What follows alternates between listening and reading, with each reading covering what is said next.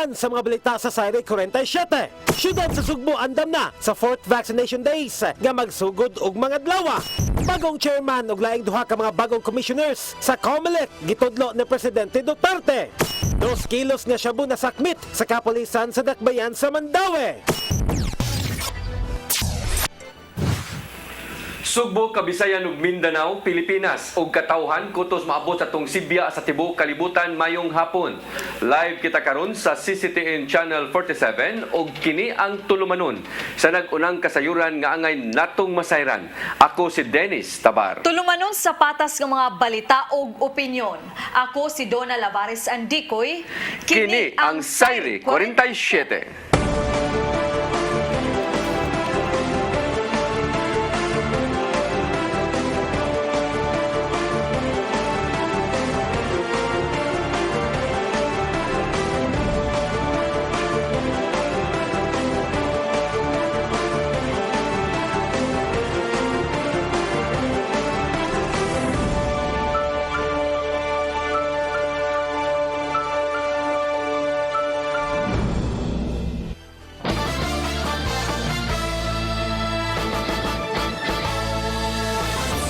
Cebu City Government andam na sa kaupat nga hugna sa National Vaccination Day nga magsugod ugmang adlaw hangtod na sa pitsa 12. Moabot sa 13,000 ka mga individual ang target nga mabakunahan ug malaumon ang syudad nga ila kining makuha. Ang kasayuran ihatod ni Decime Padilla. Moabot sa 13,000 ka individual ang target sa Cebu City Government nga ilang mabakunahan sa maabot kay kaupat nga hugna nga National Vaccination Days nga may tabo ugmang adlaw Marso 10 hangtod sa 12. Mato ni Dr. Jeffrey Ibones, officer in charge sa Cebu City Health Department nga gihan-ay na nila ang 30 ka vaccination sites alang sa maong kalihukan. Nagkanayon si Dr. Ibones nagpatabang na sab sila sa mga barangay officials pinaagi sa Department of Interior and Local Government ng DILG aron awhagon ang katawan nga magpabakuna. Aron mabakunahan ang mga bata nga nagedad og 12 anyos ngadto sa 17 anyos nga hantod ron wala pang magpabakuna, dunay pop-up vaccination sites nga modawat og vaccination sa maong mga age bracket. Ang atong sites nga giandam is 30 ka buok, no? Unya ang ato ang sa 12 to 17 years old kay sa fixed site nato is UC Banilad, kaning SMC site, SMCT, Galleria, NOA, unya natay Lahog, natay Talamban, Blaze, Pardo. Kalimot ko sa uban basta natay mga gipamutang mga sites, mga 10 kinapay Ermita, Pasil o Sawang. I think na Sawang. Ako lang iklaro na basta mo na siya ubay-ubay na atong 12 to 17 for the National Vaccination Day. Ang alang sa 5 to 11 years old ng mga bata katong tulo ra gihapon nila ka vaccination site nga mo ang gym diha sa Cebu City Sports Center, Ayala Center, Cebu ug Robinson Cybergate. Kay doon namang gigisunod nga guidelines ang syudad labot ni ini. May tungod sa manpower, si Dr. Ibones maingon nga nakigalayon sila sa nagkalain-laing medical schools o mga tambalanan aron matabangan ang syudad sa maabot nga National Vaccination Days. Pato na busy mi gamay kay among gi-follow up ang Chongwa, ang ato ang Veles ni Tex na sa dang Veles, ang Southwestern ni Okay na sila, ang Perpetual Soccer no sila mo tabang nato sa Ayala no nangaytagpidya diha sa Ayala. Unya diri sa ato ang BCMC, ang Visayas Community Hospital, sila sa imuman sa atong galeriya no. Ang Soto pod gi-follow up na pod namo. Nag-grouping pa sila kay mutabang pod sila sa atoa. Masaligon si Dr. Ibones nga makuha nilang ilang target sa manangaging National Vaccination Days. Decime Padilla, CCTN News. Giangkon karon sa mga kadagkuan sa Cebu City Health Department nga menos pa ang mga nagpa-booster shot sa COVID-19 dinhi sa Dakbayan. Tungod ini nihimo na og lakang ang Dakbayan aron mas mapasabot ngadto sa publiko ang kamahinungdanon pagpaturok niini. Ang kasayuran ihatod pagbalik ni Decime Padilla. Giangkon sa officer in charge sa Cebu City Health Department Dr. Jeffrey Ibones nga gamay pag yun ang nagpa-booster shot kontra COVID-19. Diin base sa ilang datos, napalang sa 100,865 ang nikuha ni ini. Aron musaka ang ihap sa mga magpa-booster shot sa COVID-19 vaccine. Ang Cebu City Health Department doon ay gihimong mga pamaagi sama sa pagtambong og mga forum diin mangutana sila sa hinungdan nganong wala pa nagpa-booster shot. Dayon pasabton kun nganong mahinungdanon nga kuha sila ni ini. Padayon nga nagawag ang Cebu City Health Department sa mga tao nga magpa-booster shot tungod kay maghatag kini nila og dugang proteksyon bato COVID-19. Amo ba nakakuan man no ni nakasabot sila patkuwang lang gyud tingali sa pagpasabot pat sige man ta no labi na manang importante kay ang role sa media sa ato ang mga barangay officials no through sa DILG kay di man gini maato kung ang city health lang o city government ato magtinabangay gyud ta sa tagsa ato lang yung pasabang ato ang mga health center no ang ato mga ENS area nurse supervisor ato AMO area medical officer ato nasa silang gihangyo nga kanan sad no ato mga CHW nga gawas mo no. Gawas ni ini mudawat sa bug request ang Cebu City Health Department sa mga kumpanya o kaahensya sa gobyerno nga gustong mahatagan og booster shot ang ilang mga kawani. Nabuhat na kini sa Cebu City Health Department sa mga BPO companies, Bureau of Fire Protection Region 7, Department of Interior and Local Government kun DILG ug pipila ka mga pribadong kumpanya. Gihimo kini sa Cebu City Government kay matud pa usa sa rason sa mga tawo nganong dili sila makaadto sa mga vaccination sites tungod kay busy sila sa ilahang trabaho. Yes, no, i-approach lang. Ari alami sa VOC, ari alang ang amo ang kuan kaning office para ato siyang ma-schedule. Now by minimum number of employees? Mas mayo, the more the better, no? Naalang sila, ato lang istoryahan, no? Ay, para dili ta problema. Desmay Padilla, CCTN News. Provincial Treasurer's Office naninguha nga makabot ang target nga 6 billion pesos nga kita karong tuiga. Kini human nakakolekta sila og kapin 5 bilyones pesos gikan sa buluhisan sa tuig 2021. Ang kasayuran ihatod ni Gian Navarro. Hagit karon sa Provincial Treasurer's Office mao ang palabuan pa sa target ang kinitaan sa probinsya sa Sugbo karong tuiga. Base sa ilang record, nakakolekta ang buhatan og kapin 5 bilyones pesos nga income sa tuig 2021. Mas taas kini og halos 7% itandi sa 4.7 billion pesos nga koleksyon niadtong tuig 2020. Mata di Provincial Treasurer Attorney Roy Salubre nga gawas sa real property tax, ang amusement tax ug tax sa sand and gravel mao ang pipila sa mga factors sa dako nilang kinitaan sa nakalabay nga tuig. Samtang ni dako usab ang internal revenue allotment sa probinsya sa miaging tuig, di nakadawat sila og 4 billion pesos. Mao paninguhaon nila nga makakolekta sila og dili mo menos sa 6 bilyones pesos nga income karong tuiga. Dako og revision ang atong mga real properties. Ato bang makita nga although dunay pandemic, ang mga tao nanguli mas probinsya. So namayad sa mga buhis. Karong nagkaluag na ang kahintang sa probinsya, paninguhaon usab nila nga makabawi-bawi usab sila sa pagpangolekta og buhis. Sama na lang kini sa turismo, din giablihan na kini pagbalik sa mga langyaw nga turista. Samtang giamendar na usab ang ordinansa alang sa buhis nga ikolekta gikan sa mga kinubkob nga bus o graba. Ato lagi hangyo ang mga Subanon nga mubayad sa ilang buhis diligently and religiously kay kining tanan mo redown ra sa benefits po nato. Gipasalig usab ni Attorney Salubre nga diretso gayud sa mga programa sa Kapitolyo ang income sa probinsya. Sanglit gipasigarbo usab sa kagamhanan ang pagkalabing adunahang probinsya lokop nasod. Gian Navarro, CCTN News. Samtang kagamhanan dinhi sa dakbayan sa Sugbo mosunod sa Executive Order No. 9 ni Governor Gwendolyn Garcia nga nagban sa pagsud sa tanang poultry product nga gikan sa Luzon. Gihimo ang lakang sa lokal nga kagamhanan tungod sa hulga sa avian flu. Ang kasayuran ihatod ni Desmay Padilla. Gibutiyag ni Cebu City Mayor Michael Rama nga i-adapt sa Cebu City Government ang Executive Order No. 9 nga gi-issue ni Cebu Governor Gwendolyn Garcia nga nagban sa tanang poultry products gikan sa Luzon sulod sa 45 ka adlaw. Una niini dunay confirmed cases sa highly pathogenic avian influenza virus o mas naila nga bird flu sa pipila ka lugar sa Luzon, sama sa Pampanga, Bulacan, Laguna, Camarines Sur ug dunay pa ubang lugar nga under surveillance ug testing. Actually, I am very happy na ang gobernador we're talking about one island maguna.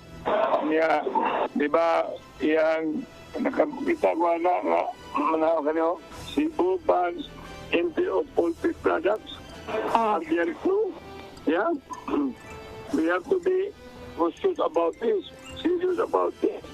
Avian flu muna. Okay? Yeah, for now.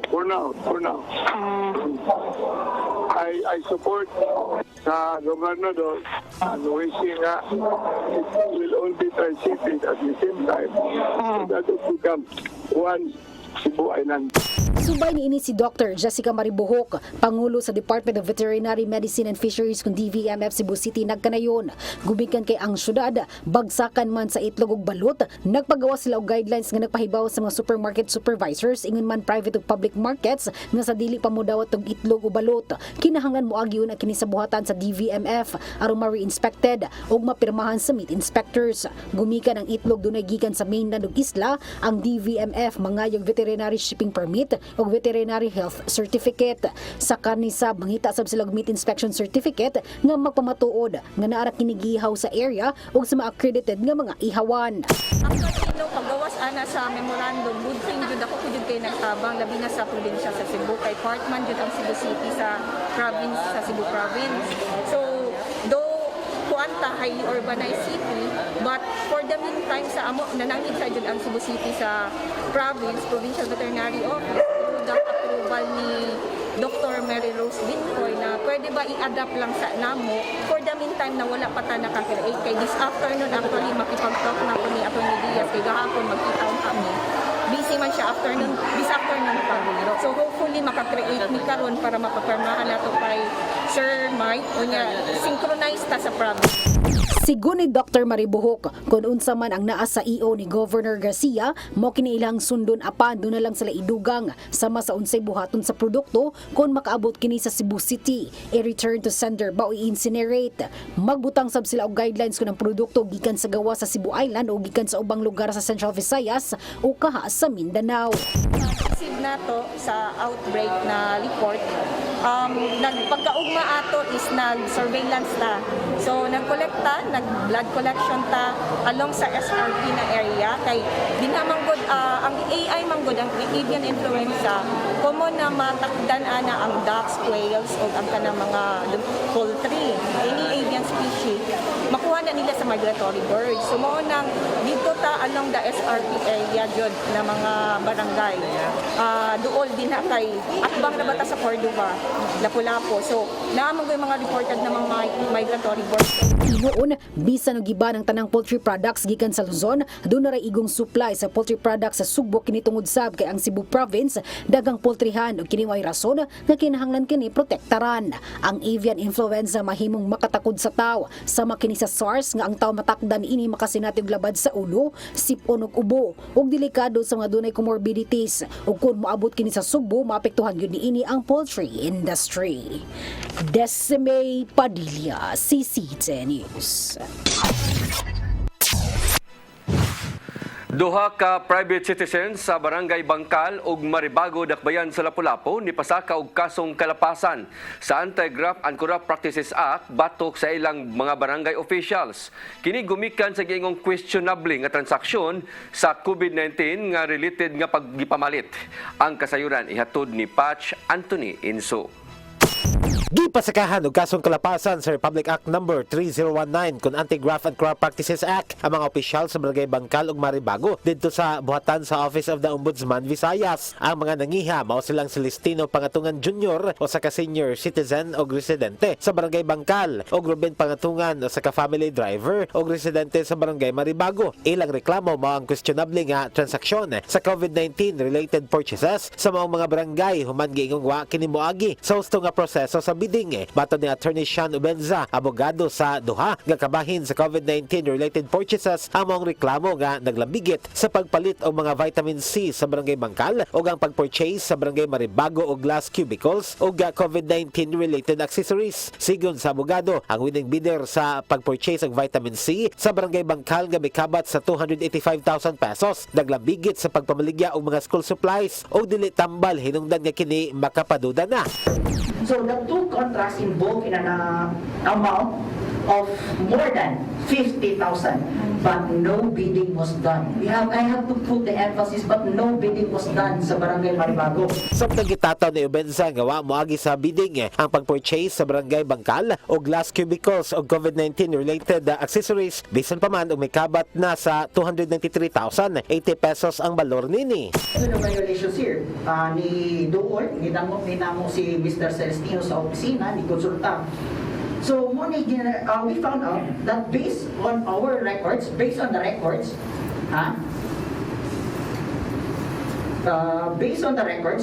Rice Trading ang katong na-awardan nato sa to ang sa bid sa per business permit niya submitted in 2020 was not engaged in the supply of medicines and more vitamin C's. In its line of business, sa ilang business permit, ibutang dito, it categorizes itself as supplier of school and office supplies. So, from the start pa lang, sa qualification eligibility nila sa business permit, di na sila qualified. Di na sila qualified. Kay Giklaro hinon ni Benza nga way sagol pamulitika ang mga kaso o gigo lang nagpakabana ang mga reklamante isip sila konstituente sa ilang tisatag sa ka mga barangay. Gisuwayan sa pagkuha ning tigbalita sa iyang habig si Kapitan Rosalino Abing sa Barangay Maribago apan wa kini motubag sa iyang cellphone. Samtang si Kapitan Eduardo Quizon sa Barangay Bangkal ang midumli una sa paghatag og komento sa kaso tungod kay paabuton pa niya nga makadawat siya og kopya niini. Fox Anthony Inso, CCTV. Sa laing balita, nihimo karon og lakang ang Archdiocese sa Sugbo aron masalbar ang kinaiyahan pinaagi sa paglikay, paglabay og mga plastik nga mamahimong tinubdan sa income. Pinaagi kini sa ilang pakig-alayon sa grupong Plastic Credit Exchange alang sa programang Laudato Si Plastic Arc, Reducing Plastic Ocean Pollution.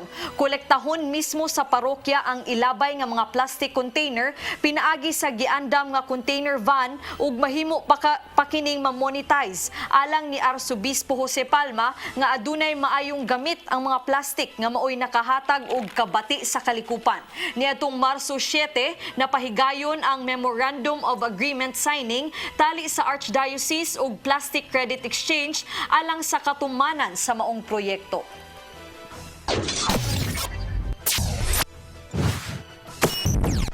Musunod, 2 kilos nga shabu na sakmit sa kapulisan sa Dakbayan sa Mandaue. Kanauguban pang mga balita sa pagbalik sa Zaire 47.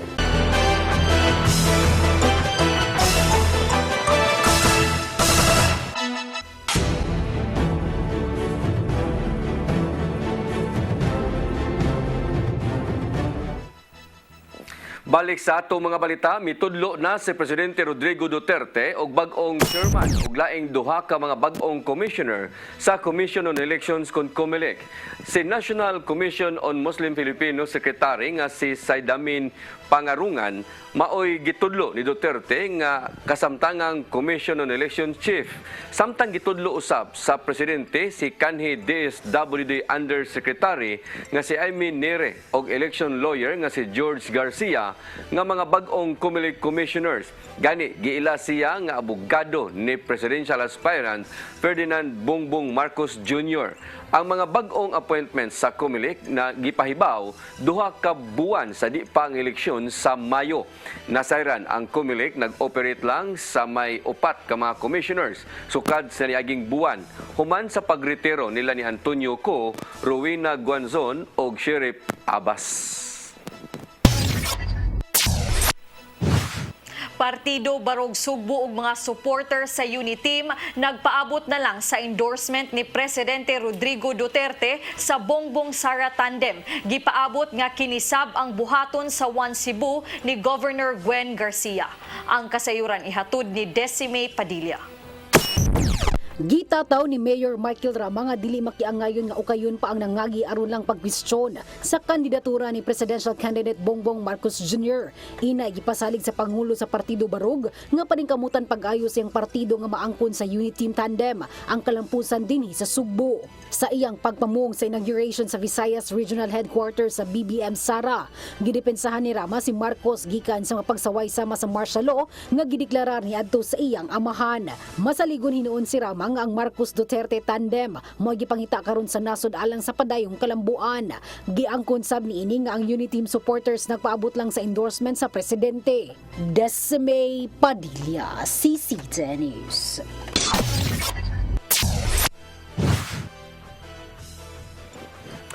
Kanhi National Security Advisor o kandidato sa pagka-presidente nga si Norberto Gonzales miuyon sa pagpakabana sa Pilipinas labot sa pagpangatake sa Russia ingon man sa Ukraine.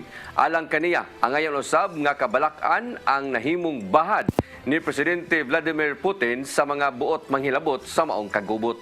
Ang kasayuran ihatod ni Gia. Namahayag ang kanhi National Security Advisor nga si Norberto Gonzales nga angayang lihukon sa kagamhanan ang mamahimong epekto sa pag-atake sa Russia ngadto sa Ukraine. Ilabi na nga niya aguman sa ubang mga nasod apil ang Pilipinas sa epekto nini sama na lang sa sagunson nga pagsaka sa presyo sa lana. Butang ang giuyonan ni Gonzales ang pagbutar sa Pilipinas nga nagkondenar sa maong kagubot nga nisangpot sa nagkagrabing sitwasyon sa kalibutan noong merkado. Alang kaniya, kinahanglang muduyog ang nasod sa maong kabalaka sanglit gilikayan man sa kalibutan ang mga dagkong gira. We have to join the world and really opposing Russia and what it has done to Ukraine, no? Kasi fundamental yan. Dapat wala nang gera dapat kayo eh. Pero sinimulan ng Russia. Isinusa sa napo ka mga kandidato sa pagkapresidente na paglantawan ni Gonzales nga angayang kabalakan ang mamahimong epekto sa maong pagpangatake. Ilabi na nga ni bahad si Russian President Vladimir Putin nga manimaos kini sa mga nasod nga buot manghilabot sa ilang pagpangatake. Maong panahon na alang kaniya nga isiguro ang kaluwasan sa dulan usa ka milyon ka mga Pilipino didto sa Europa. Dito sa atin yun, correct. Medyo naapektuhan ng crude situation, although we are not directly importing oil from Russia. Pero dahil sa Russia, tumataas ang presyo. Ang importante sa atin, we make sure that we have sufficient supply. Usa si Gonzales sa mga presidential aspirants nga nangulitaw sa kapin 3 milyones ka mga botante sa Sugbo. Gawas sa national security ug food security, naninguha kini nga wagtangon ang naandang matang sa politika. Gian Navarro, CCTN News.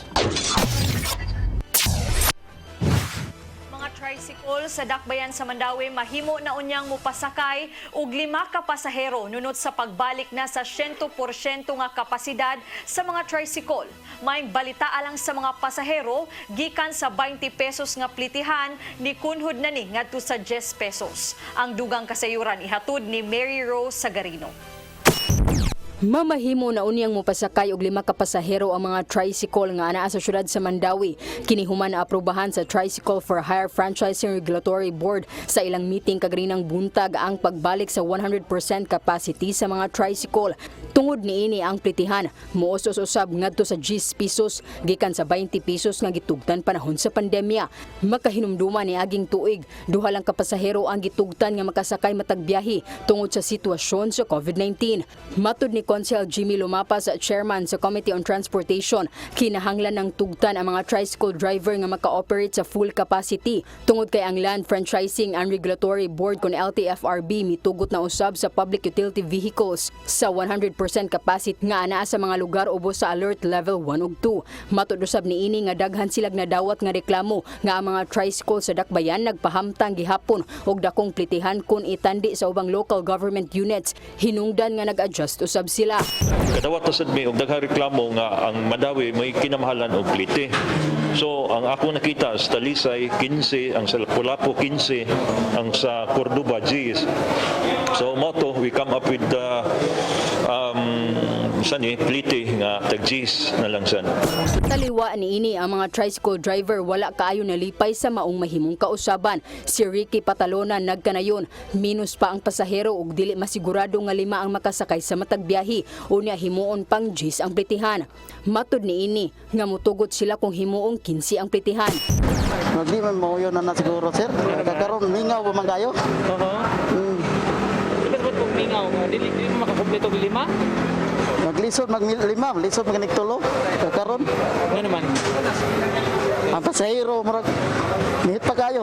Dili pa kita sa una. Pwede ra siguro, tulo-tulo.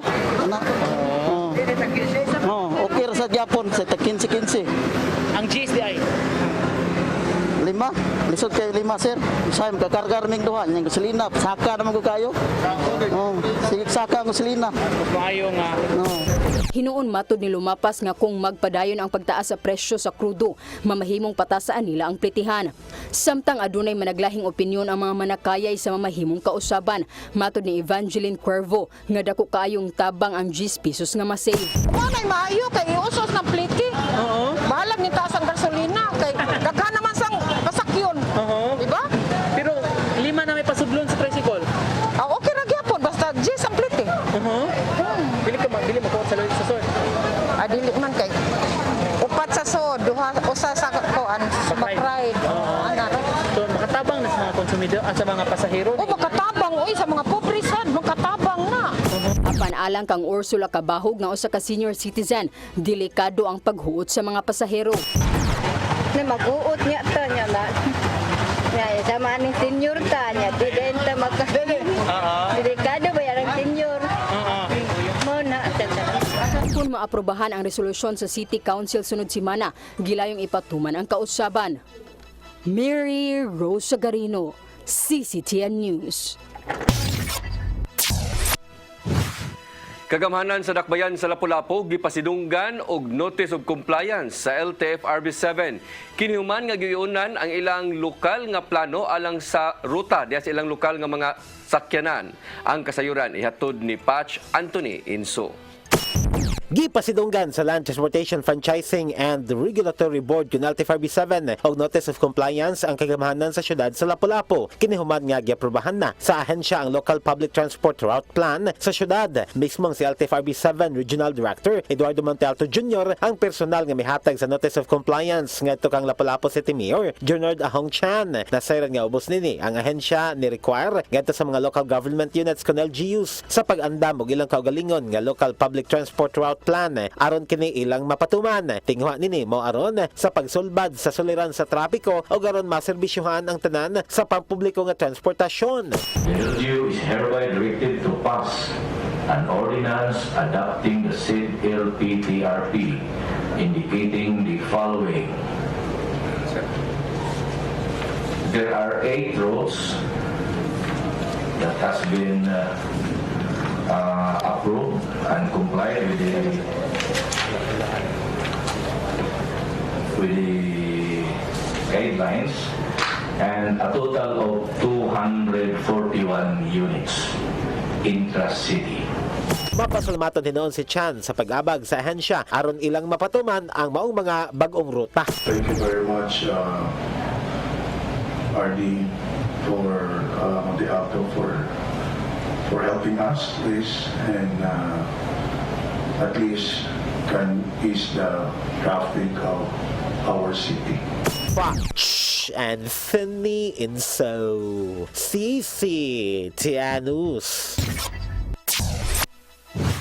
Samtang gihangup sa kapulisan dinhi sa Sugbo ang bag-ulang gipirmahan ni Presidente Rodrigo Duterte nga balaod pagpaubos sa pangidaron sa mga mabiktima sa rape gikan sa 12 ngadto sa 16 anyos. Ang kasayuran ihatod ni Arnold Bustamante. Sa gipakita nga dato sa Cebu City Police Office, mabot kadto sa 49 ang natala nga kaso sa pagpanglugo sa 2021 ug siyam usam sa 2022 gikan sa Enero hangtod na sa Pebrero nga period. 17 ka kaso ang biktima nga nagpangidaron og 12 paubos nga masulod sa kasong statutory rape, samtang mabot usam sa 20 ka mga kaso nga ang biktima nagidalog 16 kadto na sa 13 anyos. Ning pagpirma na ni Presidente Rodrigo Duterte sa pagsaka sa pangidaron gikan sa 12 kadto na sa 16 anyos nga mahimong ikihas sa statutory rape ang nakikilawas sa mga minor de edad, gihangop kini sa kapulisan sa siyudad sa Sugbo. Mato ni Police Lieutenant Colonel Maria Teresa Makatangay, Information Officer sa Cebu City Police Office, nga usa-usab ka abogado nga ang mao nga bagong banaod makapugong kini sa pagsaka sa kaso sa pagpanglugo sa umabot ka mga adlaw. Iyang gipasabot nga kung ang usa ka 16 anyos paubos, bisan pa nga adunay pagtugot ang ihang pagpakikilawa sa ihang hinigugma, mamahimo gyapong ikiha ang lalaki sa mong matang sa kaso, sanglit sa linghod nini nga pangisip, wala pa kini masayod kung unsay sakto ug unsay sayo.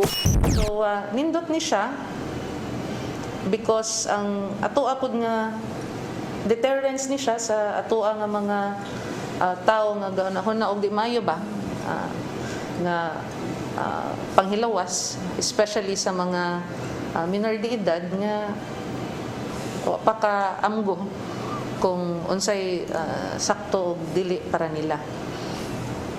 So para namo, we welcome this new law, and I'm pretty sure it will help in the deterrence of this form of crime against our children.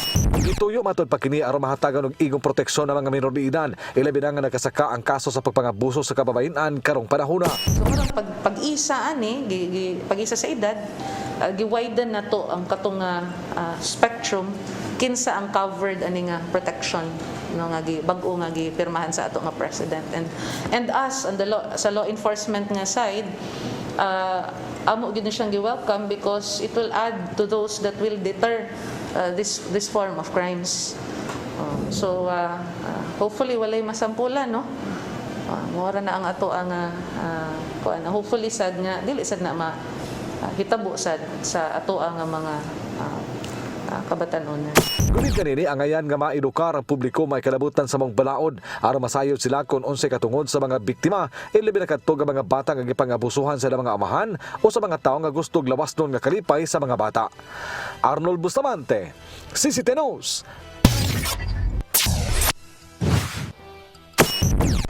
Musunod, 2 kilos nga shabu na sakmit sa kapulisan sa Dakbayan sa Mandaue. Kanauguban pang mga balita sa pagbalik sa Saire 47.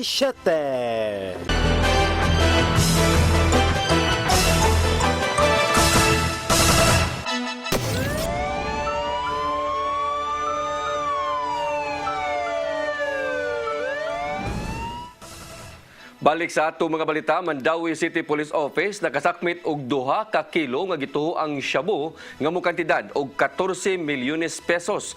Kini atol sa drug by bust nga gipahigayon niadtong Miyerkules sa kadlawon diha sa may zone Pitsay, Barangay Paknaan. Ang kasayuran ihatod ni Mary Rose Sagarino. 2 ka kilo sa gituuhang shabu ang nasakmit sa kapulisan sa Dakbayan sa Mandaue sa drug bust ni atong Miyerkules sa kadlawon sa zone Pitsay sa Barangay Paknaan. Mubalor sa 14 milyones pesos ang ilegal nga drogas nga nasakmit. Nasikop sa kapulisan si George Paras Pala, 52 anyos o sa ka-taxi driver o residente sa City Opera, Barangay Kalunasan, Siyudad sa Sugbo. Sigo ni Police Lieutenant Colonel Rodolph Oriol, Deputy City Director for Operations ug Tigpamaaba sa Mandaue City Police Office. Si Pala nga usa ka high-value individual makadispose og 2 ngadto 4 ka kilo nga ilegal nga drogas matag semana. Cebu City, Mandaue, maabot na Lapu-Lapu, maabot hantod sa Cebu. Yan ang gigawad ng trabaho isip para pag-transport sa illegal na droga sa ngadto sa nagalang line party sa Cebu, no? Si Sigo ni Oriol nga posibleng sakop ang sospek sa usa ka grupo. Matod niini nga tungod kay makadispose man ang sospek sa nagkadaiyang parte sa Sugbo, makipag-alayon sila sa kapulisan sa Cebu City ug probinsya basin adunay impormasyon nga makatabang sa ilang investigasyon. According to the financial suspect, na pa ni siya yung mga financial kauban. So amo ang there are indications na na siya yung mga bago ng mga grupo nga dili sila ginawa related na sa mga drug syndicates na nagpo din sa Cebu, sa Francisco na previously na nabungkag na. So posible na kini mga involved in ilang grupo para makapagkumpani sila. Mary Rose Garino, CCTN News. Samtang giilang gaway sa kanhi big-time drug pusher sa Sugbo, uban sa iyang hinigugma na dakpan sa gilusad nga bypass operation sa Philippine Drug Enforcement Agency 7. Atol sa operasyon, dulan 2 ka milyon ka pesos nga balor sa illegal nga drogas ang nasakmit. Ang kasayuran ihatod ni Arnold Bustamante. Sikop sa mga operatiba sa Philippine Drug Enforcement Agency 7 ang usa ka private driver uban sa iyang hinigugma tol sa bypass operation pasado alas 11 gabi sa dalan Gibilondo, Barangay Mabudo, Sisode sa Sugbo. Ang mga nadakpan mao sila nga Howard Villajos, 41 anyos, nga modupyo sa Barangay Hipudurmo sa Dakbayan, Sugbo, ug si Jessie Torrigosa, 22 anyos, nga nagpuyo sa Mabulo.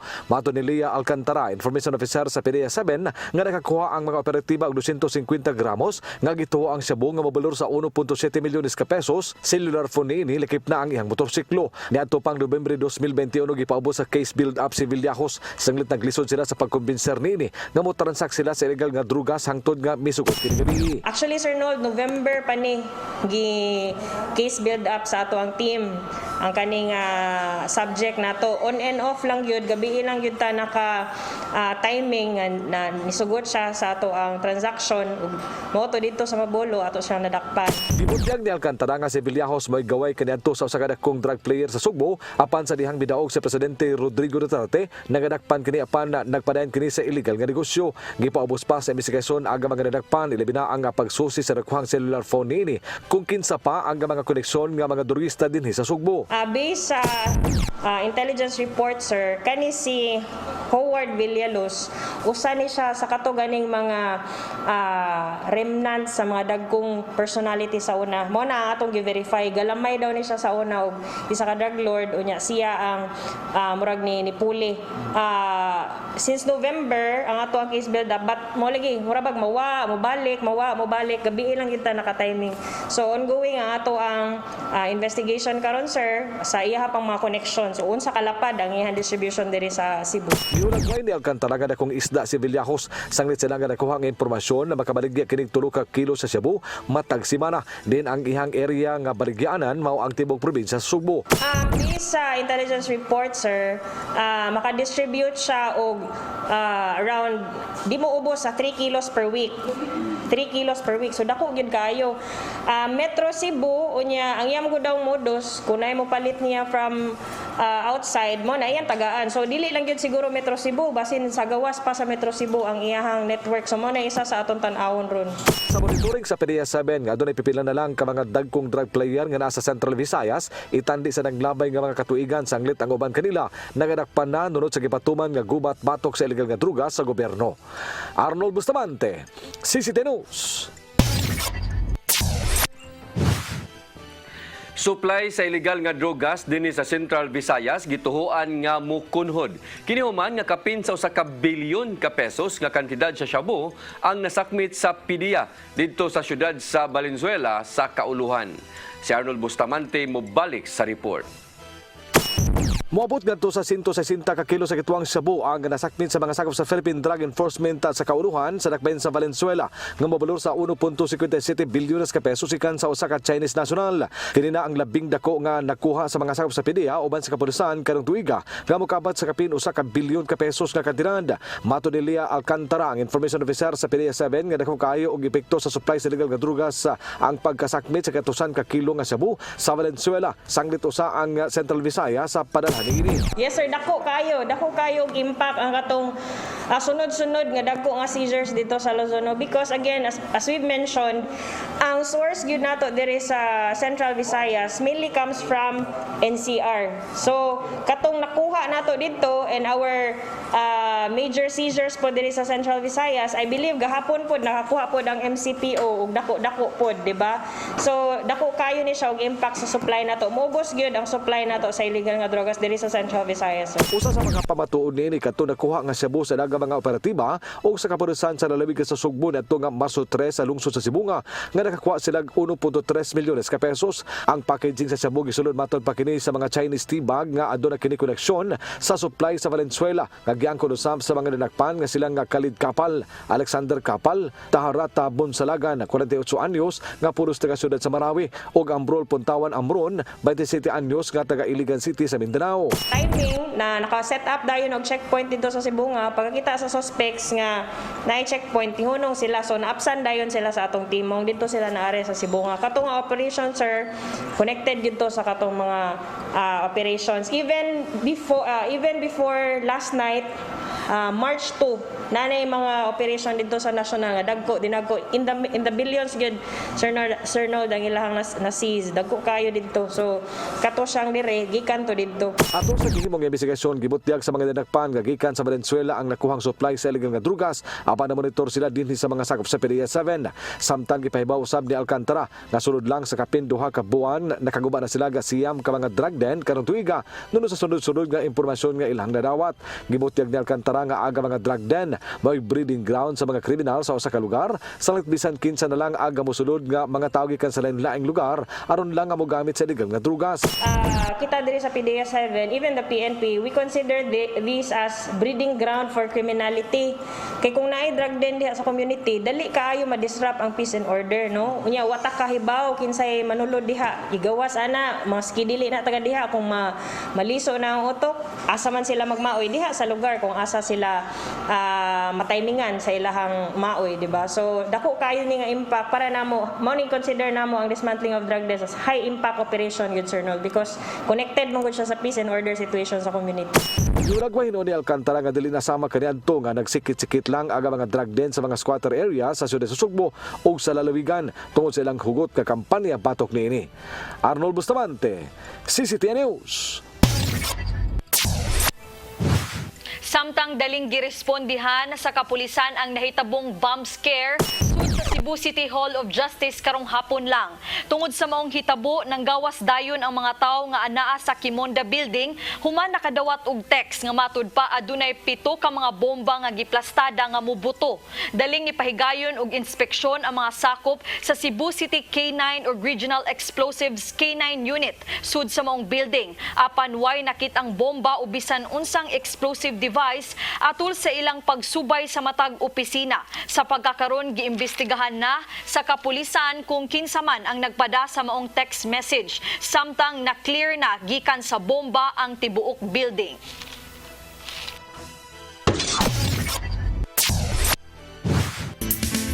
Lamdag, uban ni Tatay Dodong Limchua.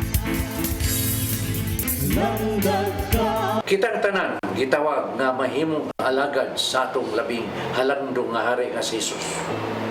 Sa diha naglalis ang mga apostoles kung kinsang labaw kanila ang tubag ni Jesus. Nakapangangha kanilang tanan. Sa Marcos 9:35 kini ang iyang gisulti. Bisan kinsa ang buot nga mahimong labing dako kinanglan nga magpaubos siya og mualagad sa tanan. Ang usa ka kanato mo'y talagsawong talento nga gihuptan sama sa mga apostoles nga naglahi usab ang ilang gihuptan nga kalikon ug kahuyan. Mo man gani nga sila ang gipili, ingon usab nini ang pagpili ni Jesus kanato. Bisan pa sa atong kahuyan kita gihitsasan og igong grasya aron paghitsas kanato sa tahas nga atong atubangon. Karong adlaw pangutana imong kaugalingon. Ako ba nag-alagad sa tanan o sa ako lamang kaugalingon? Maigsoon mo kining atong lamdan karong adlaw. Salamat. Shalom.